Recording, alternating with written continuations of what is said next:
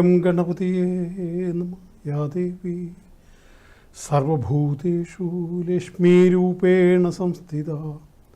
നമസ്തസ്യൈ നമസ്തസ്യൈ നമസ്തസ്യൈ നമോ നമഃ. നമസ്കാരം. കണ്ണൂർ വിഷൻ ജ്യോതിഷത്തിലേക്ക് ഏവർക്കും സ്വാഗതം. നമ്മുടെ പുതിയ അധ്യായം ആരംഭിക്കുകയാണ്.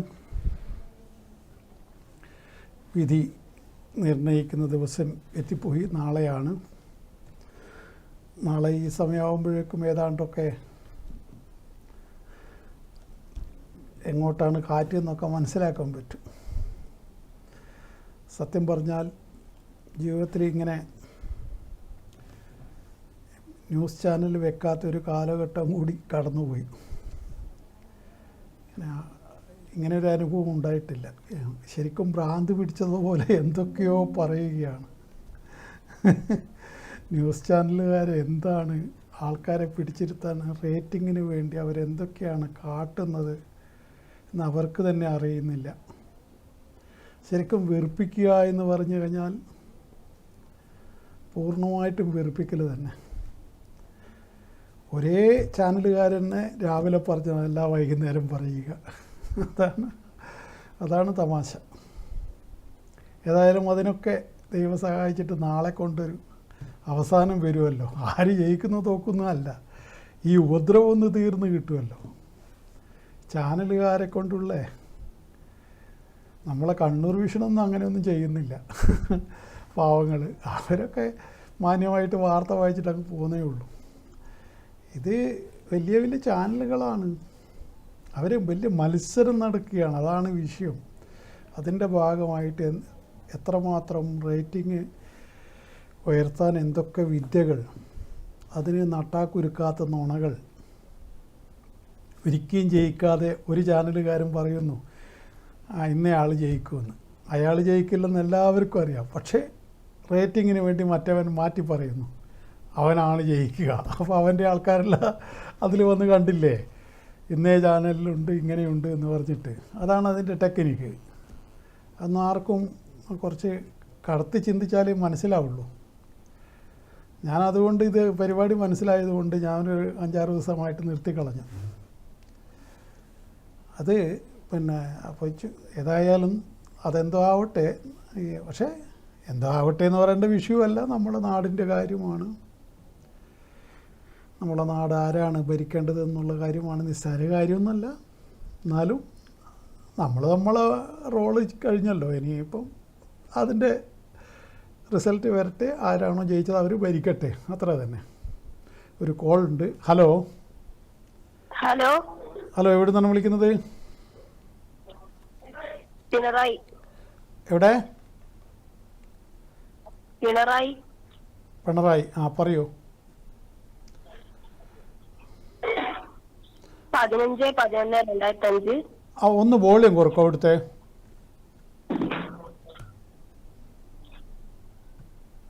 15/11/2005.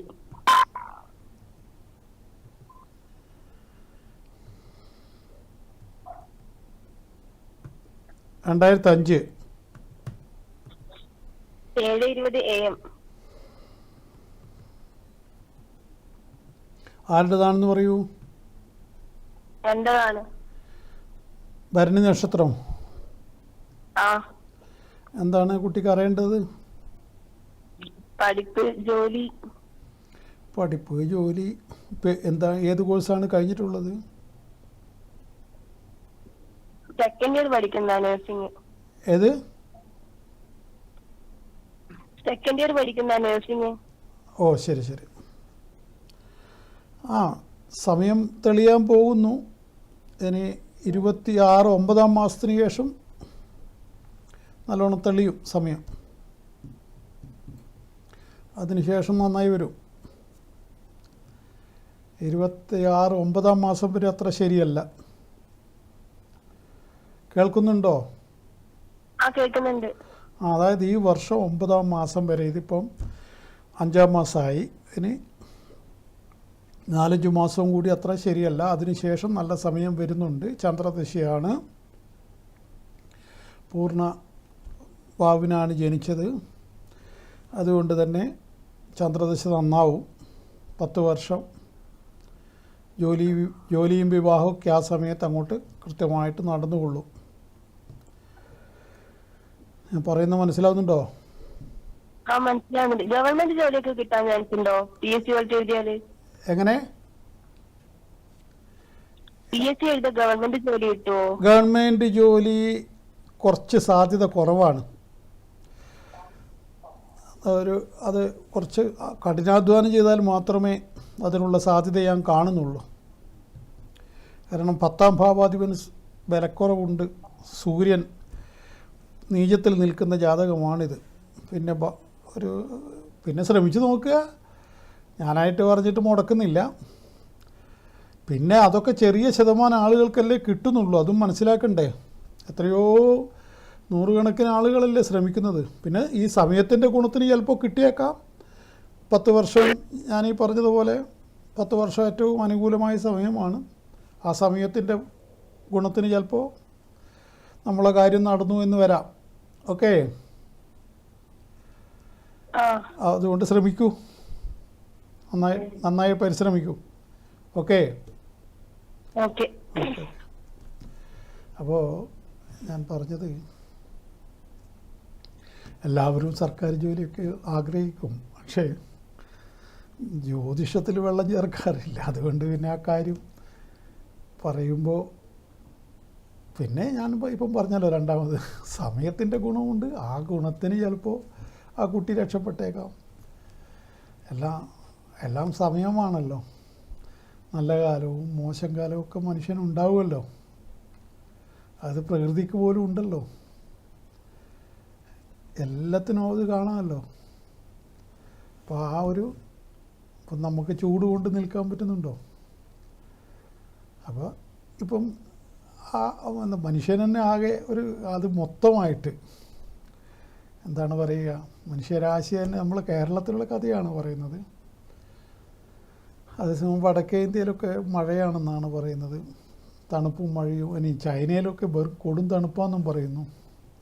ഇതൊക്കെ ഓരോരോ നാട്ടിൻ്റെ പ്രത്യേകത. ഏതായാലും നമുക്കിപ്പോൾ നമ്മൾ അനുഭവിക്കുന്ന ഈ കഠിനമായ ചൂട്, അത് നാട്ടിൻ്റേതാണത്. അതിൻ്റെ ഭാഗമായിട്ട് പാമ്പുകൾ മാളത്തുനിന്ന് ഇറങ്ങുന്നു. പിന്നെ സൂര്യഘാതം സംഭവിച്ചിട്ട് കുറേ ആൾ വടിയായി പോകുന്നു, മരിച്ചു പോകുന്നു, ചിലർ ആശുപത്രിയിലാവുന്നു. ഇങ്ങനെ അത് നമ്മളെ നാട്ടിനിപ്പം ബാധിച്ച ഒരു ദുർഭൂതം പോലെ. കഷ്ടകാലത്തിന് ചിലപ്പോൾ കരണ്ടും കൂടി പോയി കഴിഞ്ഞാൽ ആകെ പണിയായത് തന്നെ. അപ്പോൾ ഇതാണിപ്പം. അപ്പം നമ്മളെ നാട്ടിന് തന്നെ മൊത്തം ഒരു മോശമുള്ള സമയമാണിത്. അത് നാട്ടിൻ്റെ സമയം, വ്യക്തികളുടെ സമയം വേറെ. അതുകൊണ്ടാണ് ഈ കലാമിറ്റി, പ്രകൃതി ദുരന്തങ്ങളൊക്കെ വരുന്നത്. അതിന് കൂട്ടമരണം സംഭവിക്കുമ്പോൾ അത് ഒരാളുടെ ജാതകം വെച്ച് കൂട്ടാൻ പാടില്ല, ആ കണക്ക് കൂട്ടാൻ പാടില്ല എന്ന് പറയുന്നുണ്ട്. ഇപ്പോൾ സുനാമി വന്നു, 10,000-കണക്കിന് ആളങ്ങ് മരിച്ചുപോയി. അതൊരിക്കലും വ്യക്തിയുടേതായിട്ടല്ല. ഭൂകമ്പം ഭൂകമ്പം വന്നിട്ട് ചിലപ്പോൾ 10,000-ങ്ങൾ മരിച്ചു പോകാറില്ലേ? ഈ കഴിഞ്ഞ തവണ കോവിഡ് വന്നു, ആ സമയത്ത് കുറേ മരണം നടന്നു. ഇത്തരം ദുരന്തങ്ങളാണ്. അത് രാജ്യത്തിൻ്റെ ദുരന്തമായിട്ടാണ് കൂട്ടുക. അത് വ്യക്തിയുടെ ഇതായിട്ട് പറയില്ല. വ്യക്തിക്ക് നല്ല സമയവും കെട്ട സമയവും ഉണ്ട്. അതാണ് നമ്മൾ ജാതകം നോക്കി പറഞ്ഞു കൊടുക്കുന്നത്. അത് ഏതൊരാൾക്കായാലും അതനുഭവിച്ച് തന്നെ പോകണമെന്ന് പറയുന്നുണ്ട്. ചില കാലഘട്ടങ്ങളിൽ എന്ത് കളിച്ചാലും അയാൾക്കൊന്നും വരാതെ ഒരു കാലഘട്ടം ഉണ്ടാവും. പിന്നെ കുറച്ച് കഴിയുമ്പോൾ ആ സൂചി അങ്ങോട്ട് മാറുമ്പോൾ ആ വ്യക്തിക്ക് എല്ലാം തിരിച്ചടിയായിട്ട് വരും. ഇതൊക്കെ നമ്മൾ ജ്യോതിഷം പഠിച്ചവർക്ക് അതിലൊന്നും വലിയ അത്ഭുതം തോന്നാറില്ല. എന്താണ് എനിക്കിങ്ങനെ എന്നൊക്കെ ചോദിച്ചിട്ട് വരുന്നവൻ വലിയ വായിൽ നിലവിളിക്കും. അത് വേറെ കാര്യം. നമുക്ക് പക്ഷേ ഇത് പരിശോധിച്ച് വരുമ്പം അതാണ് നിൻ്റെ സത്യം എന്ന് അറിയുന്നത് കൊണ്ട്, പിന്നെ ചില സത്യങ്ങൾ പറയാൻ പറ്റില്ല, അവരോട് തുറന്നങ്ങോട്ട് പറഞ്ഞു കഴിഞ്ഞാൽ അത് തകർന്നു പോകുന്ന ആൾക്കാരുണ്ടാവും. അതുകൊണ്ട് മോശം കാര്യങ്ങൾ കുറച്ച് മയത്തിൽ പറഞ്ഞു കൊടുക്കുക എന്നുള്ളത് ജ്യോതിഷത്തിൻ്റെ ഒരു അടിസ്ഥാന തത്വമാണ്. പെട്ടെന്ന് പറഞ്ഞാൽ ചില ആൾക്കാരൊക്കെ താങ്ങാൻ പറ്റില്ല. താങ്ങാൻ പറ്റാത്ത ദുർബല ഹൃദയമാണെങ്കിൽ ജ്യോത്സ്യൻ്റെ മുമ്പ് തന്നെ കുഴഞ്ഞു വീണ് മരിച്ചു പോയാലേ ജ്യോത്സ്യനാകെ കുടുങ്ങിയില്ലേ. അങ്ങനെയുണ്ടല്ലോ, അങ്ങനെ സംഭവിച്ചിട്ടുണ്ടല്ലോ. അങ്ങനെ സംഭവിച്ച കേസുണ്ട്. അതൊന്നും പുറത്തു പറയാൻ പറ്റാത്ത സംഭവങ്ങളാണ്. അത് ഓർക്കുമ്പോൾ തന്നെ എനിക്ക്, ഞാനല്ല, വേറൊരു ജ്യോത്സ്യൻ്റെ കഥയാണ് അത് ഓർക്കുമ്പോൾ തന്നെ എനിക്ക് ചിരി വരും. അപ്പോൾ അതുപോലെ ചില ആൾക്കാർക്ക് അങ്ങനെ അത് വകതിരിവില്ലാണ്ട് സംസാരിച്ച് കളയും. ഈ വകതിരിവ് എന്ന് പറഞ്ഞൊരു സാധനം ഉണ്ടല്ലോ, അതെല്ലാവർക്കും കിട്ടൂലല്ലോ. അത് അങ്ങനെ വരുമ്പോഴേ കൊണ്ടുവരേണ്ട ഒരു കാര്യമാണ്. അത് ഇല്ലാത്തവൻ്റെ കാര്യം പോയി. ഇപ്പോൾ നമ്മൾ കഴിഞ്ഞ തവണ വ്യാഴത്തെക്കുറിച്ചാണ് പറഞ്ഞത്. വ്യാഴം ഇവിടെ ഏത് ഭാവത്തിൽ, അല്ലെ ഏത് ഭാവാധിപനായിട്ടാണ് വ്യാഴത്തിൻ്റെ നിൽപ്പ്, അത് വ്യാഴത്തിൻ്റെ കാര്യത്തിൽ വളരെ പ്രധാനമാണ്. വ്യാഴത്തിനുള്ളൊരു ദോഷം, കേന്ദ്രാധിപത്യ ദോഷം എന്നുള്ളൊരു ദോഷമുണ്ട്. അത് വളരെ പ്രാധാന്യമുള്ള ദോഷമായിട്ട് പറയപ്പെടുന്നു. അതായത് കേന്ദ്രഭാവങ്ങളുടെ ആധിപത്യം. അതാർക്കൊക്കെയാണ് പ്രധാനമായിട്ട് അനുഭവപ്പെടുക? കന്നിക്കും മിഥുനത്തിനുമാണ്. അതിലേക്ക് വരാം. ഒരു കോൾ ഉണ്ട്. ഹലോ ഹലോ ഹലോ എവിടെ നിന്നാണ് വിളിക്കുന്നത്? ഹലോ, പാനൂര്. പറയൂ, ഡേറ്റ് പറയൂ.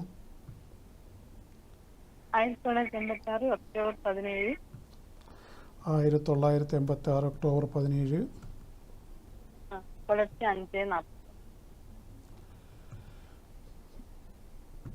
കാലത്ത് 5:45. 41.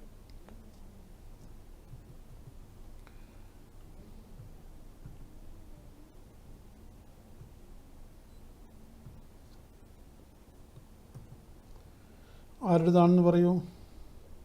എൻ്റെ തന്നെ. രേവതി നക്ഷത്രം. അതെ. എന്താണ് അറിയേണ്ട വിഷയം?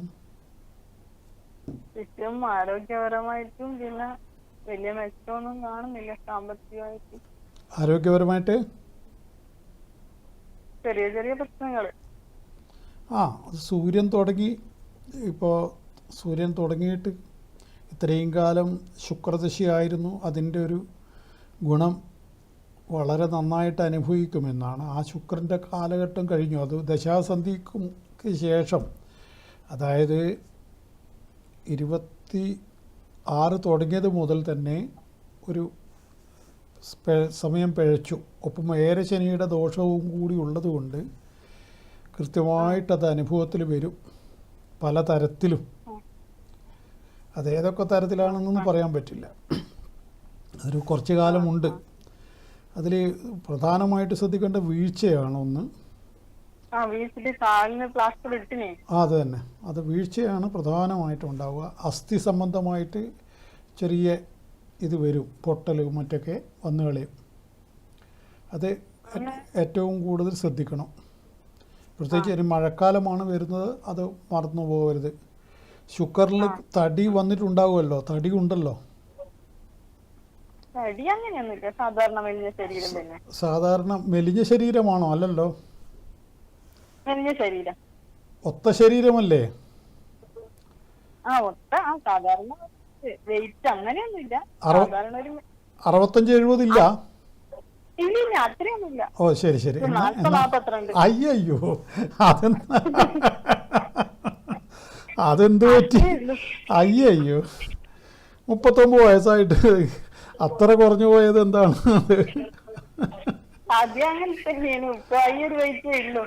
അത് ശരി, അത് കുറച്ച് കുഴപ്പമായി പോയി. എന്തോ ആട്ടെ, ഇനിയിപ്പോൾ അത് പറഞ്ഞിട്ട് ഇനി ഇപ്പോൾ ഉള്ളതിൽ താഴോട്ട് പോകാതെ നോക്കണം. പിന്നെ കാറ്റൊക്കെ വന്ന തെങ്ങിന് കെട്ടിപ്പിടിക്കേണ്ടി വരും. അതുകൊണ്ട് അത് ശ്രദ്ധിക്കണം. പിന്നെ ഒന്ന് ഇതാവേണ്ടത്, ദേഷ്യം പെട്ടെന്ന് വരുന്ന ഒരു സംഭവം ഉണ്ടാവും. അത് പിള്ളേരോടൊന്നും വെറുതെ ഇതാവരുത്. ആരോട് വർത്താനം പറയുമ്പോൾ കുറച്ച് നിയന്ത്രണം വേണം. ഈ സൂര്യൻ അതും കൂടി ഒരു പ്രശ്നമാണ്. പിന്നെ ബോഡിക്ക് തന്നെ ഒരു ചൂട് പിടിച്ചൊരവസ്ഥ ഉണ്ടാവുക, അതുപോലെ കണ്ണിന് എരിച്ചൽ വരിക, ഇതൊക്കെ ഈ സമയത്തിൻ്റെ പ്രത്യേകതകളാണ്. അതുകൊണ്ട് മൊത്തത്തിൽ ഈ 6 കൊല്ലം ഗുണവും ദോഷവുമായിട്ട് കടന്നു പോകണം. അപ്പോൾ 6 കൊല്ലമുണ്ട്. അതിന് കഴിഞ്ഞാലാണ് പിന്നെ സൗഭാഗ്യ ജീവിതം 10 കൊല്ലം. അതാണ് ഇവിടെ ഞാൻ കാണുന്നത്. അതായത് 45 മുതൽ 55 വരെ സൂപ്പർ ടൈമായിട്ട് കാണുന്നു. ഈ 45 വരെയുള്ള ഈ കാലഘട്ടം ഗുണവും ദോഷവും സമ്മിശ്രമായിട്ട് അനുഭവിച്ചു പോകണം. അത് വന്ന ഉടനെ തന്നെ അത് കാണിച്ചത് അതാണ്. അതായത് കാലിന് ഫ്രാക്ചർ വന്നു, അതൊക്കെ ഇതിൻ്റെ ലക്ഷണങ്ങളാണ്. അത് പഞ്ചാക്ഷരി മന്ത്രമാണ് സ്ഥിരമായിട്ട് ജപിക്കേണ്ടത്. ഓം നമഃശിവായ എന്നുള്ള മന്ത്രം. പിന്നെ മറ്റ് വേറെ വല്ല പരിഹാരങ്ങളും വേണമെങ്കിൽ നേരിട്ട് ബന്ധപ്പെടാം. അത്തരത്തിൽ അതും ചെയ്യുന്നത് നല്ലത് തന്നെയാണ്. പിന്നെ ശിവക്ഷേത്രത്തിൽ ദർശനം നടത്തുന്നതും ഏറ്റവും നല്ലതാണ്. അത് പവർഫുള്ളായ ശിവക്ഷേത്രങ്ങളിൽ ഏതെങ്കിലും ഒന്ന്, ഏറ്റുമാനൂർ, വൈക്കം പോലെയുള്ള ക്ഷേത്രങ്ങളിൽ ഒരു തവണയെങ്കിലും പോയിട്ട് വരിക. അല്ലെങ്കിൽ പിന്നെ ഇപ്പം നമ്മുടെ സാക്ഷാൽ ദക്ഷിണകാശി കൊട്ടിയൂർ മഹാദേവൻ കണ്ണ് തുറക്കുന്ന സമയമാണ്. അവിടെ കൊട്ടിയൂർ തിരുവഞ്ചിറയിൽ പ്രദക്ഷിണം ചെയ്ത് അവിടെ ഭഗവാന് വേണ്ട കർമ്മങ്ങളൊക്കെ ചെയ്യുക. അത് വളരെയേറെ ഗുണം ചെയ്യും. അത് വളരെയേറെ ഇപ്പം കൊട്ടിയൂർ ഉത്സവം വരാൻ പോവല്ലേ, ഇങ്ങെത്തിപ്പോയല്ലോ. അവിടെ നിർബന്ധമായിട്ട് ഇപ്രാവശ്യം പോകണം. ആ സൂര്യൻ്റെ ദോഷം മാറാൻ ഏറ്റവും നല്ലതായിട്ട് പറയുന്നു. ആണുങ്ങളാണെങ്കിൽ ഈ ശയനപ്രദക്ഷിണം ചെയ്യാൻ പറയും, പക്ഷേ സ്ത്രീകളോടത് പാടില്ല, സ്ത്രീകൾ. അതുകൊണ്ടത് പറയുന്നില്ല. പുരുഷന്മാരാണത് ചെയ്യുക. അപ്പോൾ അത് ഈ ജാതകപ്രകാരം ആ ദോഷശമനത്തിന് ഏറ്റവും നല്ലതാണ്. അവിടെ 1000 കുടം ഭഗവാന്, അതേപോലെ ഈ കൂളമല, അതേപോലെ ഒക്കെ ചാർത്തുക. പിന്നെ അവിടെ തുളസിക്കാണ് പ്രാധാന്യം. അപ്പോൾ അതൊക്കെ എന്തൊക്കെയാണ് ചെയ്യാൻ പറ്റുമോ അത് ചെയ്യുക. പിന്നെ സ്വർണ്ണക്കുടമൊക്കെ വെക്കാൻ പറ്റുമെങ്കിൽ ഏറ്റവും നല്ലതാണ്. പക്ഷെ അതൊക്കെ നിങ്ങളെ സാമ്പത്തികമൊക്കെ ഇപ്പം പ്രശ്നം വരും. അതുകൊണ്ട് ഞാനൊന്നും പറയുന്നില്ല അങ്ങനെ വലിയ ചിലവുള്ള കാര്യങ്ങൾ.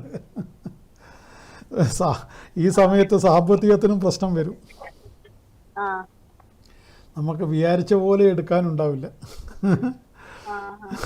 അതുകൊണ്ട് ഞാൻ വലിയ ചിലവുള്ളൊന്നും പറയുന്നില്ല. ചെറിയ ചെറിയ കാര്യങ്ങൾ ചെയ്യുക. ഏതായാലും പഞ്ചാക്ഷരി മന്ത്രം നിത്യം ജപിക്കണം. ഓം നമഃശിവായ എന്നുള്ള മന്ത്രം കേട്ടോ.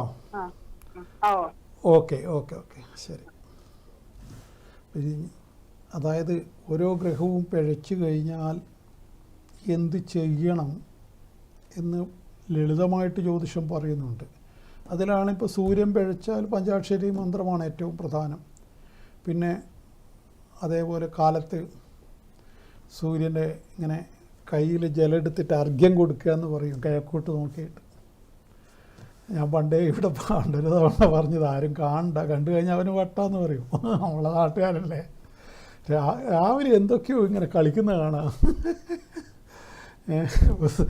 സൂര്യന് അർഘ്യം കൊടുക്കുന്നത് ഏറ്റവും നല്ലതാണ്. കിഴക്കോട്ട് നോക്കിയിട്ടാണ് നമ്മൾ കയ്യിൽ ശുദ്ധജലം എടുത്തുകൊണ്ട് ഇങ്ങനെ തലക്ക് മീതെ അവിടെ ഒഴിക്കുകയാണ് വേണ്ടത്. ഓം സൂര്യായ നമോ, സൂര്യായ നമോ എന്ന് പറഞ്ഞിട്ട്. പക്ഷേ ഇത് അയൽവാസി കണ്ടാൽ എന്താ കഥ. അപ്പോൾ അയാൾ നാട് മുഴക്കെ പറഞ്ഞു നടക്കും, എന്തിലാലുണ്ട് കാലത്തെ ഇങ്ങനെ എന്തൊക്കെയോ കൈകൊണ്ടൊക്കെ ഭ്രാന്ത് കളിക്കുന്നു, വട്ടാൻ തോന്നുന്നു, ഒന്ന് സൂക്ഷിക്കണേന്ന് പറയും. അപ്പോൾ അതാണ് നമ്മളെ ലോകം. ഇത് സൂര്യന് എന്ത് അർഘ്യം. പിന്നെ രാമായണത്തിലെ ആ ഒരു ഈ മന്ത്രം ജപിക്കുന്നതും സൂര്യൻ പേഴ്ചാലുള്ള ഏറ്റവും പ്രധാനമാണ്. സന്താപനാശകരായ നമോ നമ, ചിന്താമണേ ചിദാനന്ദായതേ നമ.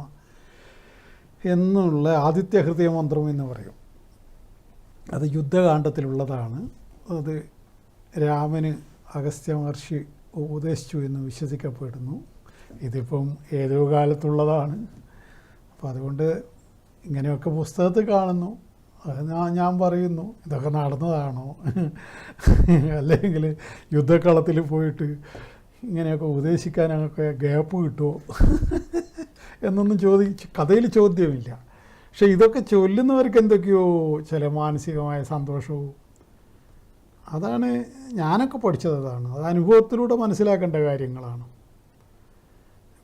ഇപ്പം പിന്നെ എന്താണ്, ഭാഗ്യസൂക്തം ജപിച്ചു കഴിഞ്ഞാൽ, അല്ലെങ്കിൽ ലക്ഷ്മി സൂക്തം ജപിക്കുന്ന മനുഷ്യന് പിന്നെ സാമ്പത്തിക ബുദ്ധിമുട്ട് വരില്ല എന്ന് പറയുന്നു. അതൊക്കെ ജീവിതത്തിൽ ഞാൻ പരീക്ഷിച്ച് നോക്കിയ കാര്യങ്ങൾ തന്നെയാണ്. എങ്ങനെയായാലും നമുക്ക് ആവശ്യമുള്ള പണ്ടാരോ പറഞ്ഞ പോലെ ചിക്കിളി നമ്മളെ കീശയിൽ വരും. അപ്പോൾ ഇതൊക്കെ സ്വന്തം അനുഭവത്തിലൂടെ തന്നെ പഠിക്കണം. എങ്കിലേ അത് ശരിക്കും ഉൾക്കൊള്ളാൻ പറ്റും. മറ്റുള്ള ഞാൻ എത്ര പറഞ്ഞാലും നിങ്ങൾക്കത് മനസ്സിലാക്കാൻ കുറച്ച് ബുദ്ധിമുട്ടാണ്. സ്വന്തമായിട്ട് അനുഭവം വന്നു കഴിഞ്ഞാൽ ആ സത്യമാണെന്ന് തിരിച്ചറിയും. ഒരു കോൾ ഉണ്ട്. ഹലോ ഹലോ എവിടെ നിന്നാണ് വിളിക്കുന്നത്? പരിഹാരം പറയൂ, ഡേറ്റ് പറയൂ. 2008 ജൂലൈ 20. ഓക്കെ. എത്ര? 7:24. ഓക്കെ.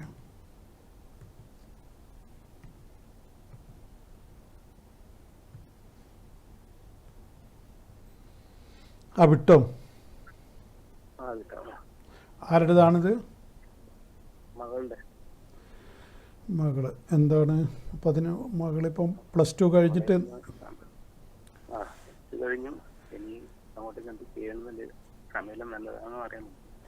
അല്ല, അവളുടെ ഇപ്പം വിട്ട നക്ഷത്രക്കാരിക്ക് ഇപ്പം നടക്കുന്നത് അറിയാലോ, രാഹുദശയാണ്. 21 വയസ്സ് വരെ അത്ര ഗുണമല്ല, അതിനുശേഷമാണ് സമയം തെളിയുക. 21 വയസ്സ് വരെ ശ്രദ്ധിക്കുക തന്നെ വേണം. രാഹുവിൻ്റെ ലാസ്റ്റ് ഘട്ടമായതുകൊണ്ട് കുറച്ച് മോശമായ അവസ്ഥ കാണുന്നു. അത് പ്രത്യേകിച്ച് ഈ ജൂലൈക്ക് ശേഷം കൂടുതൽ സമയം പിഴക്കുകയാണ്. അതുകൊണ്ട് വളരെ ശ്രദ്ധിച്ചിട്ട് കുട്ടിയെ നിങ്ങളും ശ്രദ്ധിക്കണം, കുട്ടിയും ശ്രദ്ധിക്കണം. പറയുന്നത് മനസ്സിലാവുന്നുണ്ടോ? അതൊരു കുഴപ്പം പിടിച്ചൊരു കാലഘട്ടം തന്നെയാണ്. അത് പറയാതിരിക്കാൻ പറ്റില്ല. ഇത് കഴിഞ്ഞാൽ 21 വയസ്സിന് ശേഷം എല്ലാം നല്ല എന്താ പറയുക, അതേപോലെ ഈ കൂടുതൽ ഈ നിഷ്ഠയിലും മറ്റൊക്കെയുള്ള കളികളൊക്കെ അവളോട് അവസാനിപ്പിക്കാൻ പറയണം. അപ്പോൾ അതൊന്നും ഇപ്പോൾ പറഞ്ഞാലും തലയിൽ കയറാതൊരു അവസ്ഥയുണ്ടാവും. അപ്പോൾ അങ്ങനെയൊക്കെ പെരുമാറ്റത്തിൽ തന്നെ ബിഹേവ് ചെയ്യുമ്പോൾ പോലും നന്നായിട്ട് നമ്മളോട് പോലും അച്ഛനോടും അമ്മയോടും ഒക്കെ എന്തൊക്കെയോ ഒരു മാതിരി ഉള്ള ഒരവസ്ഥയുണ്ടാവും. അത് അവളെ കുറ്റം പറഞ്ഞിട്ട് കാര്യമില്ല, അവളെ സമയം അങ്ങനെയാണ് കിടക്കുന്നത്. അത് പഠന സംബന്ധമായി ഈ ഒരു കാലഘട്ടം കഴിയുന്നത് വരെ വളരെയേറെ നമ്മൾ ഉദ്ദേശിക്കുന്ന പോലെ അല്ലാതെ വേറെയും ചില പ്രശ്നങ്ങൾ ഞാൻ കാണുന്നുണ്ട്. അതുകൊണ്ട് പഠനത്തിനേക്കാൾ ഉപരിയായിട്ട് ഞാൻ ജീവിതത്തെ ബാധിക്കുന്ന പ്രശ്നങ്ങളാണ് ഞാനിവിടെ കാണുന്നത്. അതാണ് നമ്മൾ ശ്രദ്ധിക്കേണ്ട വിഷയം. പഠനം അതായത് അത്രമാത്രം ഞാനെന്തോ കണ്ടില്ലെങ്കിൽ അങ്ങനെ ചെറിയ കുട്ടിയെ കൊണ്ട് പറയില്ലല്ലോ. അത്രമാത്രം മോശമുണ്ട്, അവളെ കണ്ണ് കെട്ടിപ്പോകുന്നുള്ള ഒരു പ്രശ്നമുണ്ട്. അത് നിങ്ങളും മനസ്സിലാക്കണത്. എന്തോ അയാൾ കണ്ടിട്ടുണ്ട്, അല്ലാതെ അയാൾ അങ്ങനെ പറയില്ലല്ലോ എന്ന് നിങ്ങളും മനസ്സിലാക്കണം. അത് ആ സമയത്തിൻ്റെ ദോഷമാണ്. ഞാനത് പറഞ്ഞു തന്നില്ലെങ്കിൽ നിങ്ങൾ എന്നെ അവസാനം നാളെ എന്നെ കൊണ്ടൊരു മോശമായിട്ട് വിചാരിക്കില്ലേ, അയാൾ എന്താ ഒന്നും എന്നോട് പറഞ്ഞില്ല, ഞാനെല്ലാം ഓക്കെ ഓക്കെ എന്ന് പറഞ്ഞ് നിങ്ങളെ വിട്ട് കഴിഞ്ഞാൽ അത് പിന്നെ എൻ്റെ ഇത് ഞാൻ നോക്കണ്ടേ?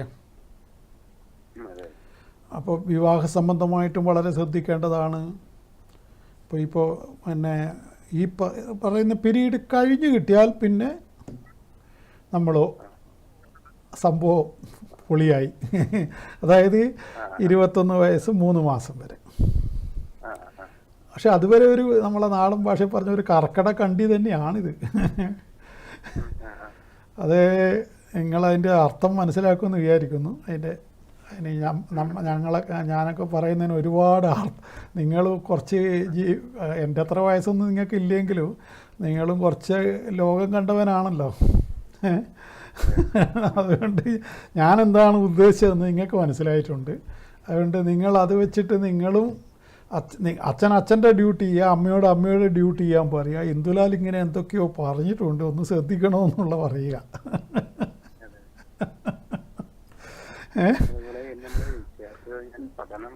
അതെ അതെ, ആ പഠനം അതാണ് ഞാനും പറയുന്നത്. ഇങ്ങനെയൊക്കെ എനിക്കും പറയേണ്ടി വരുന്നത് അതാണ്. ഇത് പഠനത്തിനൊക്കെ ബാധിക്കുമെന്നൊന്നും പറയാൻ പറ്റില്ല. എന്നാൽ അവളുടെ മൈൻഡൊക്കെ എന്തൊക്കെയോ ആയിട്ടാണ് ഉള്ളത്. അതാണ് ഞാൻ ഇവിടെ കണ്ടോണ്ടല്ലേ അങ്ങനെ പറയുന്നു. അല്ലാതെ നിങ്ങൾക്കത് മനസ്സിലാവുന്നില്ല എൻ്റെ വർത്തമാനം എങ്ങോട്ടാണ് പോകുന്നതെന്നുള്ളത്. ഞാനെന്തിനാണ് പിന്നെ ബാക്കി പറയുന്നത്? ഞാനത് നിങ്ങളോട് സൂചിപ്പിക്കുക മാത്രമല്ലേ. ജ്യോതിഷം തന്നെ സാധ്യതകളുടെയും സൂചനകളുടെയും കലയാണ്. അതിൻ്റെ അകത്ത് 4 4 8 പക്ഷേ സൂചന തരാൻ പറ്റും. ഇന്ന രൂപത്തിലൊക്കെയാണ് കാര്യങ്ങളുടെ പോക്കുള്ളത് എന്നുള്ളത്. അത് കണ്ടറിഞ്ഞിട്ട് നീങ്ങുന്നവൻ, അവൻ ബുദ്ധിയുണ്ടെങ്കിൽ അവൻ കണ്ടറിഞ്ഞ് നീങ്ങിക്കൊള്ളുക. അതിനെന്തു ചെയ്യാൻ പറ്റും, എങ്ങനെയൊക്കെ നീങ്ങാൻ പറ്റും എന്നൊക്കെ അവർ മനസ്സിലാക്കിക്കൊള്ളുക. അത്രമാത്രമേ എനിക്ക് പറയാനുള്ളൂ. എൻ്റെ റൂട്ട് ക്ലിയറാണ്. ഞാനതിൽ വെള്ളം ചേർക്കില്ല. അപ്പോൾ നിങ്ങളത് മനസ്സിലാക്കിക്കൊണ്ട് നീങ്ങുക. ഓക്കെ. പ്രാർത്ഥന നമ്മൾ രാഹുദോഷത്തിനുള്ള ഇതാണ് ഏറ്റവും നല്ലത്. പിന്നെ പഠനത്തിന് ദോഷം വരാതിരിക്കാൻ മൂകാംബികയിൽ പോകുന്നത് ഏറ്റവും നല്ലതാണ്. മൂകാംബികയിലും അത് അതേ വഴിക്ക് തന്നെ സുബ്രഹ്മണ്യത്തും ഒന്ന് പോയാൽ ഏറ്റവും നന്നായി. ആ ഒറ്റ റൂട്ട് തന്നെ നമുക്ക് കാര്യം നടത്താൻ പറ്റും. എവിടെ? പഴനി. പഴനി പോകുന്നത് നല്ലത് തന്നെയാണ്. ഇവളുടെ ജാതകപ്രകാരം ഇവക്ക് ഈ ചൊവ്വാദോഷത്തിൻ്റെ ചൊവ്വ ശനിയുമായിട്ട് യോഗം ചെയ്യല്ലേ. അപ്പോൾ അതുകൊണ്ട് അതിനും പഴനി പോകുന്നത് നല്ലത് തന്നെയായി കുട്ടി. അപ്പോൾ അത് എന്തുകൊണ്ടും നല്ലതാണ്. പിന്നെ ഇവിടെ എന്താ തിരുപ്പതിക്കടുത്ത് എനിക്കെന്തോ ആ പേര് കിട്ടുന്നില്ല, ഒരു കാളഹസ്തി. കാളഹസ്തിയിൽ ഈ നാഗപൂജയുണ്ട്. ഇവൾക്ക് നാഗദോഷമുണ്ട്. അപ്പോൾ അത് പോയിട്ട് തിരുപ്പതിയിലും അവിടെയും ദർശനം നടത്തി വരാൻ സാധിക്കുമെങ്കിൽ പിന്നെ അപ്പനെന്നുള്ള രൂപത്തിൽ കുറച്ച് ബലവാനായിട്ട് തന്നെയാണ് നിങ്ങളെ ഞാൻ കാണുന്നത്. അങ്ങനെ നിങ്ങൾ മോശമൊന്നുമല്ല, ദാരിദ്ര്യമൊന്നുമില്ല, വിഷമമൊന്നുമില്ല. അതുകൊണ്ട് അവിടെയൊക്കെ ഒന്ന് പോകാൻ പറ്റുമെങ്കിൽ നല്ലതാണ്. അത് ഇവളെ അപ്പൻ ശക്തനായിരിക്കുമെന്നാണ്, നിങ്ങളത്ര ദുർബലനൊന്നുമല്ല. അപ്പോൾ അതൊക്കെ നിങ്ങൾക്ക് എവിടെ വേണമെങ്കിലും പോകാനൊക്കെയുള്ള ജോർജ് കുട്ടി കീശയിലുള്ള ആൾ തന്നെയാണ് നിങ്ങൾ. അതുകൊണ്ട് അതൊരു പ്രശ്നമല്ല. അതുകൊണ്ട് കുറച്ച് മോശമുണ്ട്, അതില്ലെന്ന് പറയാതിരുന്നാൽ പറ്റില്ല. കൂടുതൽ മനസ്സിലാക്കണമെങ്കിൽ അല്ലെ എന്തെങ്കിലും പരിഹാരം വേണമെങ്കിലൊക്കെ നിങ്ങൾക്ക് എന്നെ ബന്ധപ്പെടാം. ഓക്കെ. അപ്പോൾ ഞാൻ പറഞ്ഞത് പിന്നെ വ്യാഴത്തിൻ്റെ ഓരോ ഗ്രഹങ്ങളും പിഴച്ചാൽ ഇങ്ങനെയൊക്കെ ചെയ്യണമെന്നൊക്കെ ഉണ്ട്.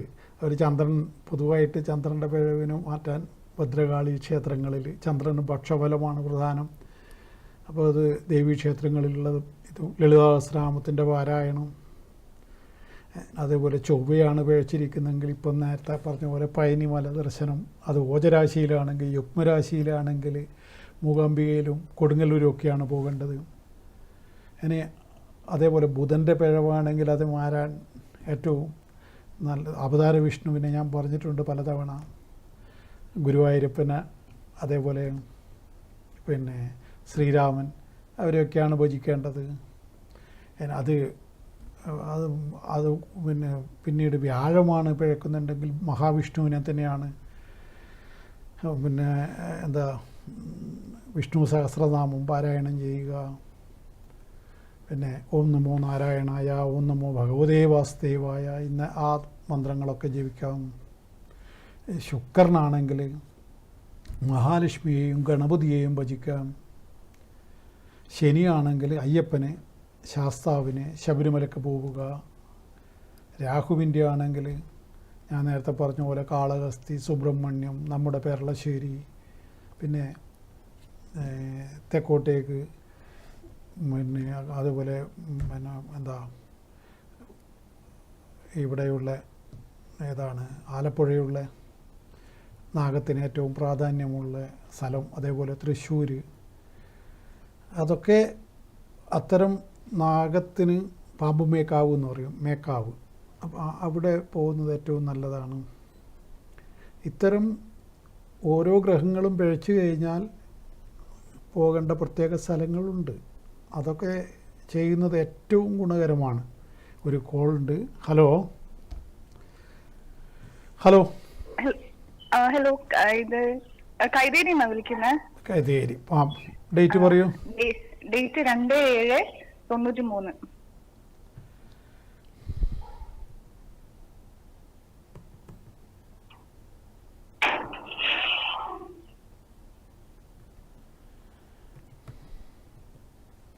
സമയം പറയൂ. സമയം രാത്രി 11:50.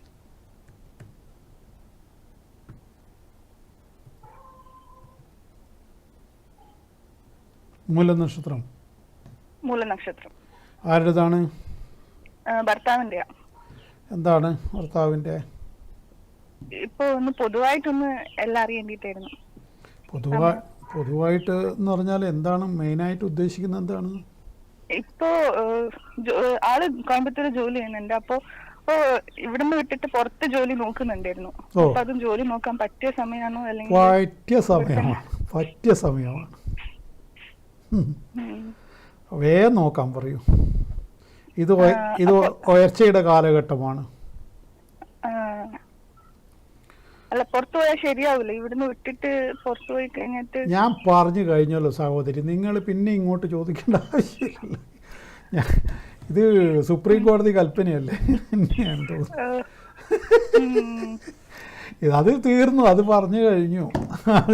അത് അയാളോട് പെട്ടെന്ന് പോകാൻ പറയുക. ഒരു മിനിറ്റ് പോലും കളയാനില്ല. ഇത് രക്ഷപ്പെടേണ്ട കാലഘട്ടമാണ്. ഞാൻ ഉറപ്പിച്ചു പറയുന്നു, കോയമ്പത്തൂരുള്ളതിൻ്റെ 4 ഇരട്ടി ശമ്പളം ഉണ്ടാവും. ആ, നമുക്കിത് പണം വേണ്ടേ? പണമില്ലേ പോയില്ലേ, വെറുതെ ഡയലോഗ് അടിച്ചിട്ട് കാര്യമുണ്ടോ? അല്ല, കോയമ്പത്തൂർ ഇപ്പോഴുള്ള ജോലി നല്ല ജോലി തന്നെയാ. എന്നാലും നാട്ടിൽ നിൽക്കണോ അല്ല പുറത്തു പോകണമെന്നൊരു സംശയത്തിലല്ല. അതല്ല, പുറത്ത് തന്നെ പോണം. അയാൾക്ക് കോയമ്പത്തൂർ അയാൾക്ക് എത്രയാ കിട്ടുന്നതൊക്കെ ഞാനിവിടെ കാണുന്നുണ്ട്. അതൊന്നും വലിയ പൈസയൊന്നുമല്ല. ഇയാൾ ഇപ്പോൾ ഉള്ള ഈ അന്തരീക്ഷം ഇത് മാറുമല്ലോ. പിന്നെ മൊത്തത്തിലൊരു യുദ്ധ സാഹചര്യങ്ങളൊക്കെ ഉണ്ട്. അതെല്ലാം അന്തരീക്ഷം മാറും. ഏതായാലും ഇയാൾക്കിപ്പം നല്ല കാലം തുടങ്ങിയിട്ട് 2025 5-ാം മാസം 1 കൊല്ലമായി. ഇനി 9 കൊല്ലമാണ് ആ ഏറ്റവും അനുകൂലമായ കാലഘട്ടം ഉള്ളത്. ഈ 9 കൊല്ലത്തിനിടയിലാണ് അയാളുടെ ജീവിതത്തിൽ ഏറ്റവും ബ്രേക്ക് വരേണ്ടത്. ഏതൊരു മനുഷ്യനും അയാളുടേതായ ഒരു നിർണായകമായൊരു പീരീഡ് ഉണ്ടാവും. ആ പീരീഡാണ് ഞാൻ ഈ പറഞ്ഞ 9 വർഷം. ആ 9 വർഷത്തിനുള്ളിൽ ഇയാൾ നേടുമെന്നാണ് ഞാൻ പറയുന്നത്. അപ്പോൾ ഭയവുമില്ലാതെ ഇയാൾ മുമ്പോട്ട് പോകാൻ എൻ്റെ വാക്കുകൾ നിങ്ങൾ അയാൾക്ക് വേണ്ട പ്രചോദനം കൊടുക്കണം. അയാൾ പോകുന്നത് നിങ്ങൾക്ക് അത്ര തൃപ്തിയല്ലെന്ന് തോന്നുന്നു, അത് വേണ്ട. നിങ്ങൾക്ക് അതിൽ വലിയ അത്ര സന്തോഷം പോരാ. ഉള്ളതിനെ കൊണ്ട് കോയമ്പത്തൂരെല്ലാം ഒപ്പിച്ച് പോയാൽ പോരെ എന്നുള്ള വിചാരം അത് പാടില്ല. അയാൾ വളരട്ടെ, അയാൾ എമർജി ചെയ്തിട്ട് മേലേക്ക് വരട്ടെ. ഇടക്കിടക്ക് മാറും. പുറത്തു പോകണമെന്ന് പറയും, ഇടക്ക് ബിസിനസ് ചെയ്യണമെന്ന് പറയും. അങ്ങനെയെല്ലാം. അല്ല, അത് ഭാര്യയായ നിങ്ങളുടെ ഡ്യൂട്ടിയാണ്. എങ്ങനെയാണ് അയാൾക്ക് വേണ്ട ധൈര്യം കൊടുക്കേണ്ടതൊക്കെ ആരാണ്? പങ്കാളിയല്ലേ? അപ്പോൾ ഭാര്യ എന്നുള്ള രൂപത്തിൽ നിങ്ങൾ നിങ്ങളുടെ ഡ്യൂട്ടി ചെയ്യുക, പോയിട്ട് വരട്ടെ, 9 കൊല്ലം കഴിഞ്ഞാൽ അപ്പോഴേക്കും പിന്നെ തിരിച്ചു വന്നോട്ടെ, അപ്പോൾ അപ്പോഴേക്കും പൈസ ആവുമല്ലോ. അതാണ് നമ്മള് പുറത്തേക്ക് പോകാൻ നോക്കുമ്പോ എന്തെങ്കിലും തടസ്സങ്ങളെല്ലാം വരുന്ന പോലെയെല്ലാം തോന്നിയോണ്ട് എങ്ങനെ നാട്ടിൽ തന്നെയാണ് പുറത്തേക്ക് പോകുമ്പോ നോക്കുമ്പോ കാര്യങ്ങളെല്ലാം നോക്കുമ്പോ എന്തെല്ലാം തടസ്സം പോലെയെല്ലാം വരുന്നു. ആ തടസ്സങ്ങൾ അതേതൊരു മനുഷ്യനായാലും ചെറിയ ചെറിയ തടസ്സങ്ങൾ വരൂലേ.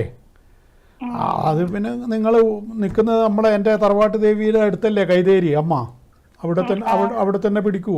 എൻ്റെ തറവാട്ട് ദേവിയാണത് കൈതേരി അമ്മ, അവിടെ തന്നെ പിടിച്ചോളൂ. അതിനെന്താണ്, ആ തടസ്സമൊക്കെ അമ്മ മാറ്റി തരും. പിന്നെ തിരുവഞ്ചേരിക്കാവിൽ പോയിട്ട് അവിടെയും ഒന്ന് തേങ്ങയൊക്കെ വെട്ടു.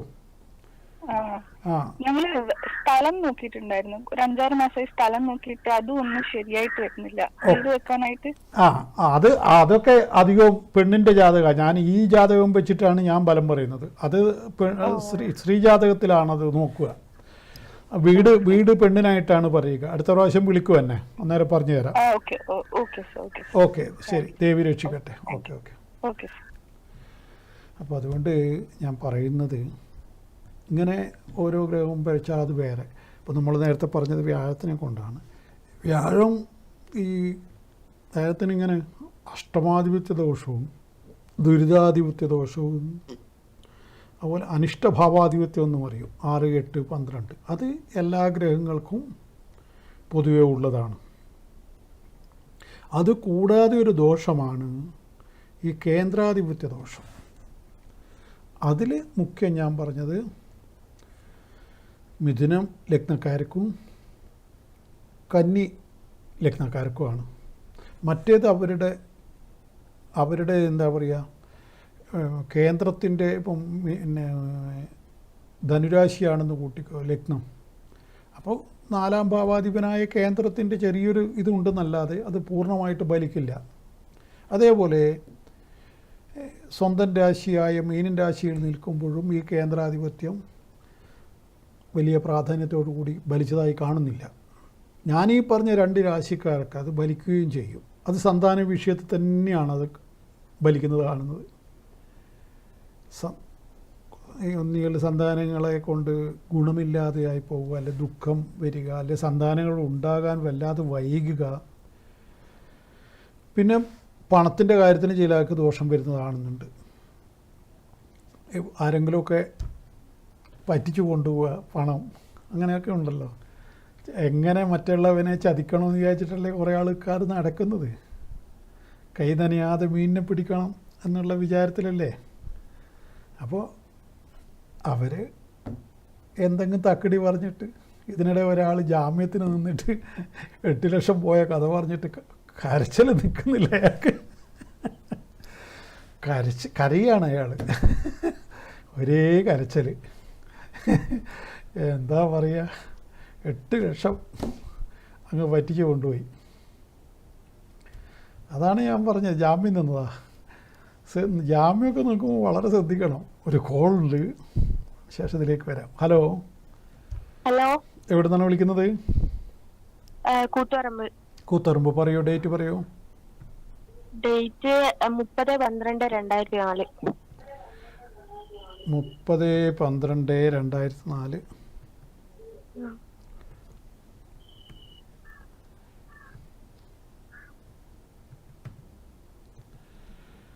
ഹലോ, പറയൂ, സമയം പറയൂ.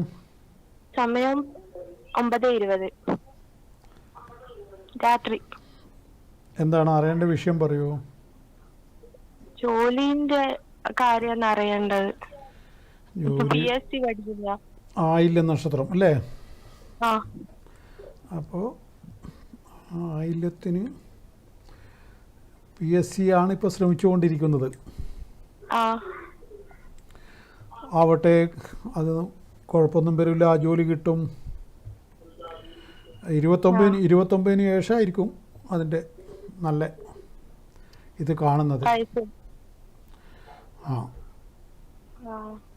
ആരോഗ്യം വേണ്ടത്ര പുഷ്ടിയൊക്കെ ഇല്ലേ? ആരോഗ്യം ശ്രദ്ധിക്കണം. പിന്നെ പെയിനൊന്നും അനുഭവപ്പെടുന്നില്ലല്ലോ ശരീരത്തിന്? അങ്ങനെയൊന്നുമില്ല. അല്ല, ജോയിന്റിനൊന്നും പ്രശ്നമൊന്നും കാണുന്നില്ലല്ലോ? ഇല്ല. ആ പ്രായം കൂടുമ്പോൾ ഞാൻ പറഞ്ഞതിൻ്റെ അർത്ഥം മനസ്സിലാവും കേട്ടോ. ഇത് ചെറിയ ചള്ളു പെണ്ണല്ലേ, അതുകൊണ്ടൊന്നും ഞാൻ പറയുന്നത് മനസ്സിലാവില്ല. ഞാൻ പറഞ്ഞതിൻ്റെ അർത്ഥം പിന്നെ മനസ്സിലാവും മോക്ക്. അതുകൊണ്ട് അതുകൊണ്ട് പെയിനൊക്കെ അനുഭവപ്പെടുന്നുണ്ടെങ്കിൽ ശ്രദ്ധിക്കണം. പിന്നെ വെറുതെ മനസ്സിന് ടെൻഷൻ അടിക്കുക എന്നൊരു സ്വഭാവവും ഉണ്ട്. അത് വേണ്ടാത്ത സ്വഭാവമെല്ലാം ഒഴിവാക്കണം. എല്ലാം നല്ലതായിട്ട് വരുമെന്ന് മാത്രമേ വിചാരിക്കാൻ പാടുള്ളൂ. വെറുതെ പെസിമിസം ഒരു കൂടപ്പിറപ്പ് പോലെ കൊണ്ടു നടക്കുന്നുണ്ട്. എൻ്റെ കാര്യം പോക്കാണെന്നൊരു വിചാരമാണ്. അങ്ങനെയൊന്നും പോക്കൊന്നും ആവില്ല, എല്ലാം നന്നായിട്ട് വരും കേട്ടോ. അങ്ങനെ നെഗറ്റീവായിട്ടൊന്നും ചിന്തിക്കണ്ട. അപ്പോൾ ഏതായാലും പിന്നെ ഇപ്പോൾ ഉള്ള ഈ ശനിയുടെ അപഹാരമാണ്. ശനിയുടെ അപഹാരം കഴിഞ്ഞിട്ട് ബുധൻ്റെ അപഹാരം വരുമ്പോൾ ജോലിക്ക് സാധ്യതയുണ്ട്. നന്നായിട്ട് പരിശ്രമിക്കുക. അതിനുള്ള കോച്ചിങ്ങിനൊക്കെ പോകുന്നില്ലേ? ആ, അതൊക്കെ നടക്കട്ടെ. 100% ഞാൻ ബലം പറയുന്നു. നന്നായി വരും, ജോലി കിട്ടും. Okay okay okay. അപ്പോൾ ഞാൻ പറഞ്ഞത് ഈ എന്താണ്, കേന്ദ്രാധിപത്യ ദോഷം ഉണ്ടായാൽ അതൊരു ദോഷം. അഷ്ടമാധിപത്യം പിന്നെ അത് ഏതൊരു ഗ്രഹത്തിനും ഉള്ളത് തന്നെയാണ്. അഷ്ടമാധിപന് കേന്ദ്രം വന്നു കഴിഞ്ഞാൽ അത് ഉള്ളതിലേറെ ദോഷമാണ്. അവർ വാഹനമൊക്കെ കൈകാര്യം ചെയ്യുമ്പോൾ വളരെ ശ്രദ്ധിക്കണം. അഷ്ടമാധിപൻ കേന്ദ്രത്തിൽ നിൽക്കുക അതൊരു വളരെ മോശപ്പെട്ട യോഗമാണ്. അപ്പോൾ ചിലപ്പോൾ നമ്മൾ വിചാരിക്കും എന്താ വ്യാഴമൊക്കെ എന്താ കേന്ദ്രത്തിൽ നിന്ന് കഴിഞ്ഞാൽ എന്താ അടിപൊളിയല്ലേ എന്ന് നമ്മൾ വിചാരിച്ചു വെക്കും. പക്ഷെ ആ വ്യാഴം അഷ്ടമാധിപനാണെങ്കിൽ എന്താണ് കാര്യം? ഒരു വാഹനം പ്രത്യേകിച്ച് 2 വീലർ ഉപയോഗിക്കുമ്പോൾ ഭയങ്കര ശ്രദ്ധിക്കണമെന്നാണ് പറയുക. അതൊക്കെ ഇവിടെ വിശദീകരിക്കാൻ പറ്റില്ല. ഏതായാലും കാരണം ഈ അതിനൊക്കെ മറ്റ് പലതരത്തിലുള്ള എന്താണ് പല ഘടകങ്ങൾ നോക്കിയിട്ട് മുഖത്ത് നോക്കി പറഞ്ഞു കൊടുക്കുന്ന പോലെയല്ലല്ലോ. അപ്പോൾ ഈ ഒറ്റൊരു വർത്തമാനം കൊണ്ട് വെറുതെ സ്വന്തം ഒന്നാമത് ഇപ്പോൾ ഈ കുറേശ്ശെ പഠിക്കുന്ന ആൾക്കാർ അങ്ങനെ ഒരു വിഭാഗം ഉണ്ടല്ലോ. അവരൊക്കെ അയ്യോ അതെന്താണ് അങ്ങനെ എന്നിട്ട് പിന്നെ ഇന്ന് മുതൽ ഉറങ്ങാണ്ടായി പോകും. അതുകൊണ്ട് അതൊന്നും അങ്ങനെ വേണ്ട. അതിനൊക്കെ അതിൻ്റെ അകത്ത് തന്നെ പല മാറ്റങ്ങളും ഉണ്ടാവും. അപ്പോൾ പിന്നെ വാഹനത്തിൻ്റെ കാരകനായ ശുക്രൻ്റെ അവസ്ഥ ഇതൊക്കെ നെഗറ്റീവായിട്ട് വരുമ്പോഴാണ് അതൊക്കെ ബലിക്കുക. ഏതായാലും വ്യാഴത്തിനിങ്ങനെ ഒരു പ്രത്യേകതയുണ്ട്. ആ പിന്നെ കേന്ദ്രാധിപത്യ ദോഷവും അഷ്ടമാധിപത്യ ദോഷമൊക്കെ അത് വന്നു കഴിഞ്ഞാൽ വ്യാഴത്തിൻ്റെ ആ ഒരു പൂർണ്ണമായിട്ടും നമ്മളെ സഹായിക്കാനുള്ള ആ പവർ വ്യാഴത്തിന് നഷ്ടപ്പെടുന്നു. അതാണ് ഞാൻ പറഞ്ഞതിൻ്റെ അർത്ഥം. ആ ഗ്രഹം ഏറ്റവും നന്നായിട്ട് മനുഷ്യനെ സഹായിക്കുന്ന ഗ്രഹം വ്യാഴം. ആ വ്യാഴം ദുർബലനാവുന്ന ഒരുപാട് ഘടകങ്ങളുണ്ട് എന്ന് മനസ്സിലാക്കുക. ഇതിൻ്റെ വിശദാംശങ്ങൾ നമുക്ക് പിന്നെയും സംസാരിക്കാം. കാരണം വ്യാഴം അത്രമാത്രം പ്രാധാന്യമുള്ള ഒരു ഗ്രഹം തന്നെയാണ് ജ്യോതിഷത്തിൽ. എല്ലാത്തിനും അല്ലൽ വന്നു പോകും വ്യാഴം പിഴച്ചു പോയാൽ എന്നാണ് ജ്യോതിഷത്തിൻ്റെ മതം, അതായത് അഭിപ്രായം. ആ ജ്യോതിഷം അങ്ങനെ പറയുന്നതിൽ വസ്തുതയുണ്ട്. വ്യാഴത്തിൻ്റെ നീചാവസ്ഥയൊക്കെ മനുഷ്യനെ വളരെ മോശം ചിന്താഗതിയിലേക്കൊക്കെ എത്തിച്ചു കളയും. അതാണ്. അതുകൊണ്ട് തന്നെ എന്താണ് വ്യാഴത്തിനുള്ളത്, അതേപോലെ വ്യാഴത്തിന് നീചഭംഗം വന്നു കഴിഞ്ഞാൽ വളരെ ഉയരത്തിലേക്ക് ആ വ്യക്തി പോകുന്നതും കാണുന്നു. അങ്ങനെ ഒരുപാട് കാര്യങ്ങളുണ്ട്. നീചമാണെന്ന് വിചാരിച്ച ഉടനെ ടെൻഷൻ അടിക്കേണ്ട കാര്യമില്ല. പക്ഷേ അതിന് ഭംഗമുണ്ടോ, ഭംഗം വരുന്നുണ്ടോ, ഇതൊക്കെ നോക്കിയിട്ട് മാത്രമേ വിധി കൽപ്പിക്കാൻ പറ്റൂ. ഏതായാലും ഇന്നത്തെ എൻ്റെ സമയം ഇവിടെ തീരുകയാണ്. ജ്യോതിഷപരമായ കാര്യങ്ങൾക്ക് പിന്നെ വിളിച്ച് ബുക്ക് ചെയ്ത് തന്നെ കാണാൻ വരാം. അത് ഓൺലൈനിൽ അറിയേണ്ടവർക്ക് ഡേറ്റും ടൈമും അയച്ച് ഗൂഗിൾ പേ വഴി ദക്ഷിണ അയച്ചാൽ അങ്ങനെയും അറിയാം. ഒക്കെ നിങ്ങളുടെ തീരുമാനമാണ്. എന്നെ കാണുകയും കേൾക്കുകയും ചെയ്തത് നിങ്ങൾക്ക് നന്ദി പറയുന്നു. നന്ദി, നമസ്കാരം. നന്ദി.